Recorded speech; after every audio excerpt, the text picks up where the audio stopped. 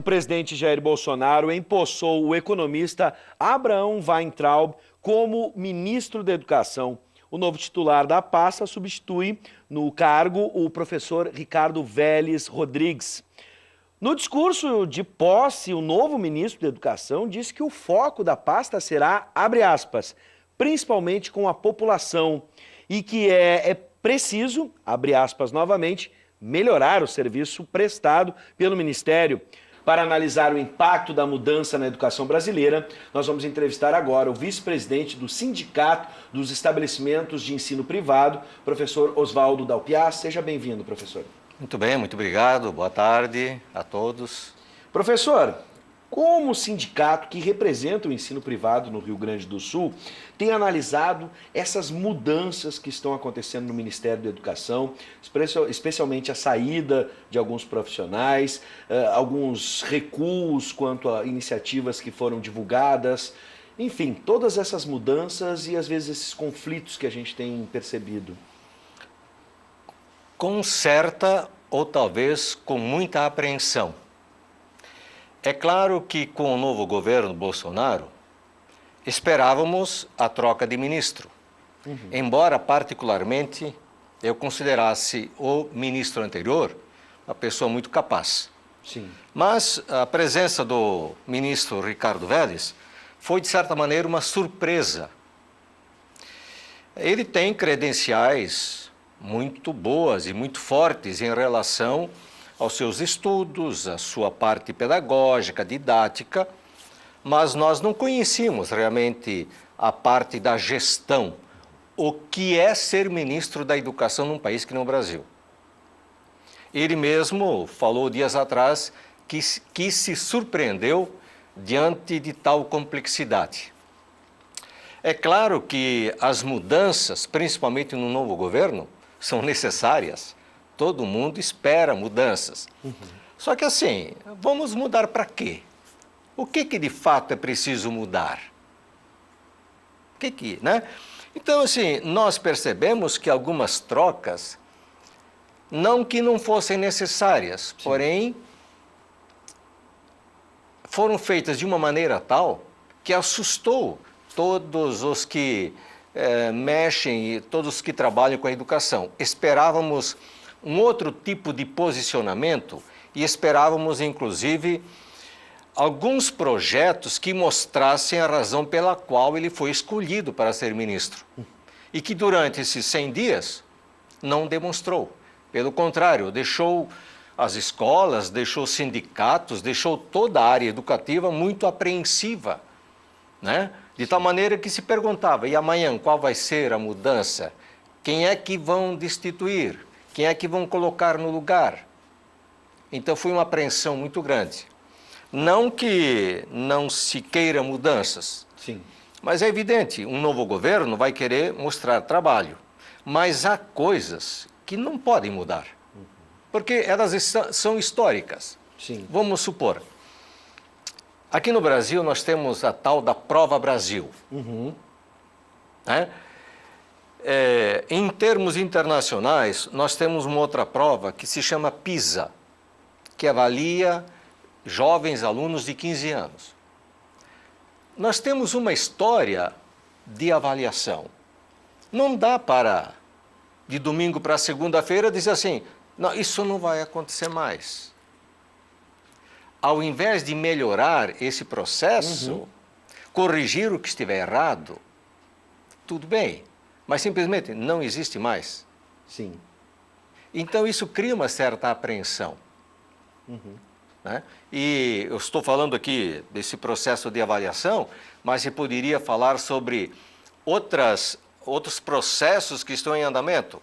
Por exemplo, o Brasil todo está preocupado com a implantação ou a implementação da BNCC e todas as suas consequências.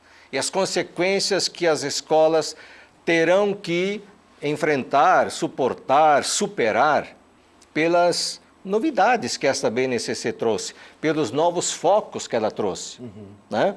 Então, se o ministro viesse e disse, olha, gente, a BNCC está aí, nós vamos trabalhar com ela, vai ser feito dessa maneira, as mudanças que eu desejo são essas, Tudo bem, o pessoal, as pessoas, os professores, os dirigentes educacionais, iriam acatar isto com uma maneira muito otimista. Opa, vamos ver o que vai acontecer. Para o grande público que não sabe, ou talvez não saiba o que é a BNCC, o senhor pode explicar? A BNCC é uma sigla que quer dizer o seguinte: Base Nacional. BN, Nacional, Base Nacional Curricular Comum. Ou seja, houve durante anos anteriores um trabalho intenso em todo o país para se estabelecer o que deveria ser de base comum Sim. na educação. Por isso, Base Nacional Comum, né?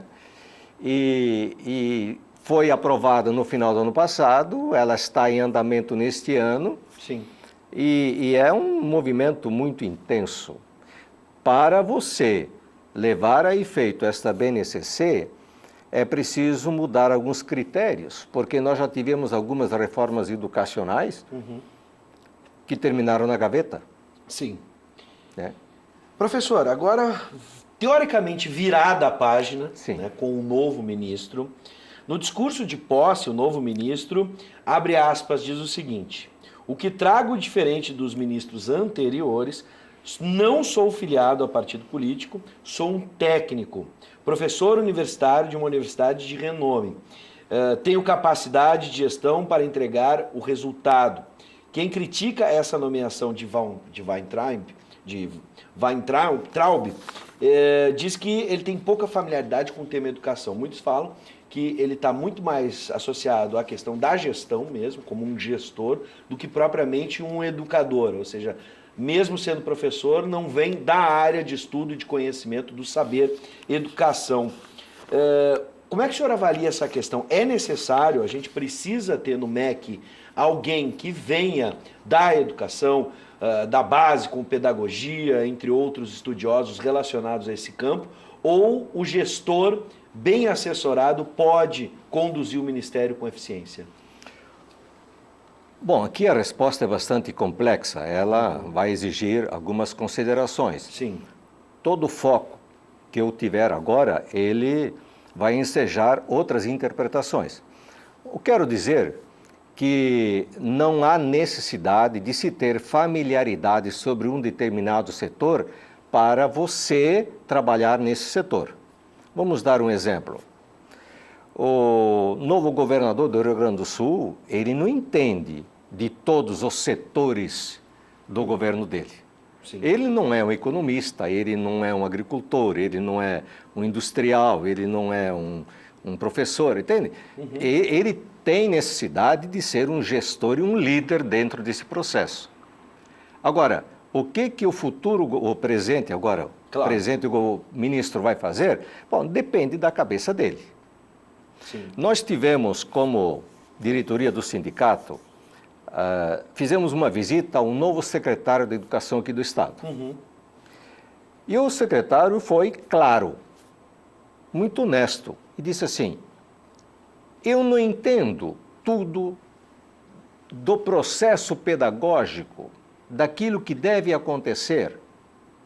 O meu foco é mais de gestão, mas eu escolhi a professora fulana de tal para que ela cuide deste setor e ela vai ser responsabilizada por isso.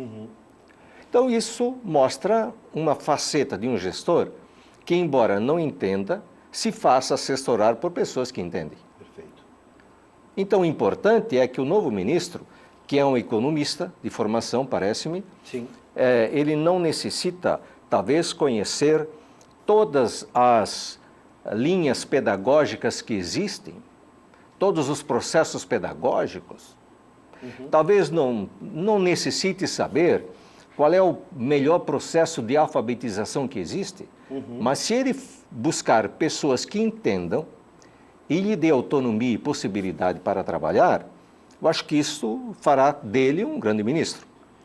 Professor, aproveitando a deixa, há a intenção do Sinep em buscar uma reunião junto ao novo ministro para um diálogo, especialmente, por exemplo, com questões bem pontuais, como o corte no orçamento anunciado pelo governo federal, que vai atingir fortemente a ciência e a educação. Dá para a gente imaginar que esse corte no orçamento pode efetivamente ser revertido, se isso vai ter algum reflexo. Hoje vocês vão buscar esse diálogo junto ao novo ministro, como fizeram com o secretário? Olha, em todos os estados do Rio Grande do Sul existem sindicatos das escolas particulares, ou SINEPs. Sim. Né? Existem. Os SINEPs estão agregados em federações, que por sua vez está agregado à confederação. Vamos dizer assim, como política nacional, Sim. quem deverá procurar, antes de qualquer, o ministro, o novo ministro, deverá ser a Confenem ou a federação, ou as federações. Sim. Né? Não propriamente o nosso sindicato. Agora, havendo necessidade para um assunto específico aqui do Rio Grande do Sul, é claro que o nosso sindicato pega as malas, vai a Brasília para conversar com o ministro. Sim. Né? Agora, em relação às verbas tão faladas, olha, as posições são bem divergentes. Anos atrás, eu vi uma conversa de uma pessoa que é gaúcha, o Gustavo Iosp. Ele é economista, mas se dedicou ao estudo da relação entre economia e educação. Né? E nessa palestra ele mostrou, através de dados, que o Brasil é um dos países que percentualmente gasta mais do PIB do que muitos outros países mais adiantados do que o Brasil. Então, o que está acontecendo? Certamente, um dinheiro mal aplicado. Tem muito dinheiro, há bastante investimentos. É claro que deveria haver bem mais, mas melhor aplicados, melhor utilizados. Sim. Né? Então, aí nós teríamos um resultado positivo melhor desse dinheiro que é aplicado.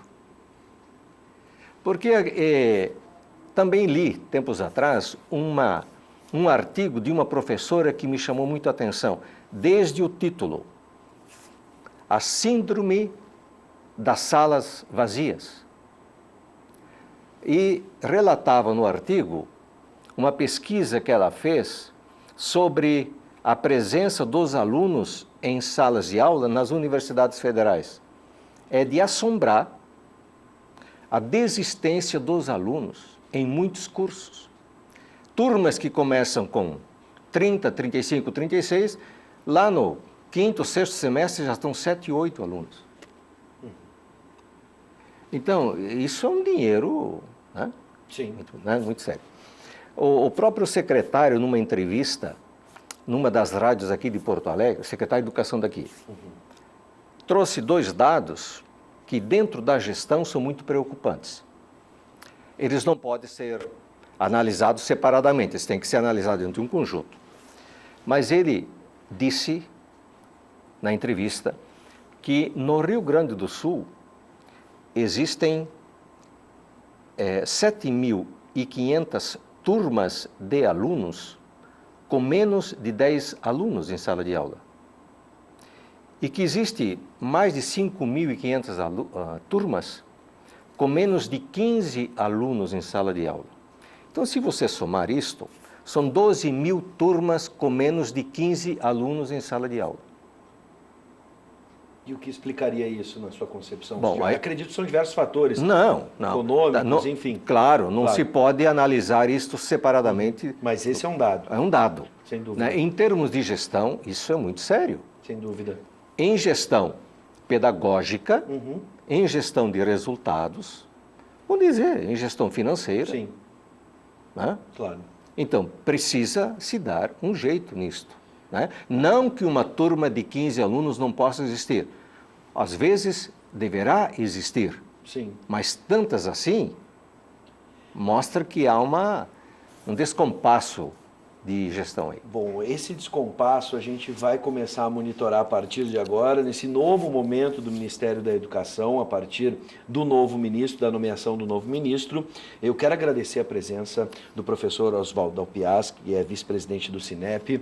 E, bom, Esse é um primeiro momento, 100 dias de governo. Sim. A gente vai acompanhar agora o que vai ser feito a partir desse novo momento e podemos, muito em breve, voltar a conversar com o senhor para a gente poder analisar essa segunda página agora do governo Bolsonaro referente à educação. Muito obrigado, professor. Seja sempre bem-vindo. Não, nós educadores, quando falamos em educação, falamos do Ministério da Educação, nós viramos mais pessoas apaixonadas do que outras, talvez. Sem dúvida. Porque, de fato, a educação é fundamental para a mudança, né? Se nós queremos um país melhor, queremos uma sociedade melhor, relações melhores entre as pessoas, o caminho é a educação. Sem dúvida. E a gente fica triste quando esse ministério, uma Secretaria Estadual de Educação, uma Secretaria Municipal de Educação, não vai bem. Claro. Então, professor, acho que a gente pode resumir a ideia dizendo o seguinte: todos queremos mudança, especialmente na área da educação, mas temos que avaliar que tipo de mudança. Mais uma vez, obrigado, professor. Seja bem-vindo. muito obrigado pela oportunidade.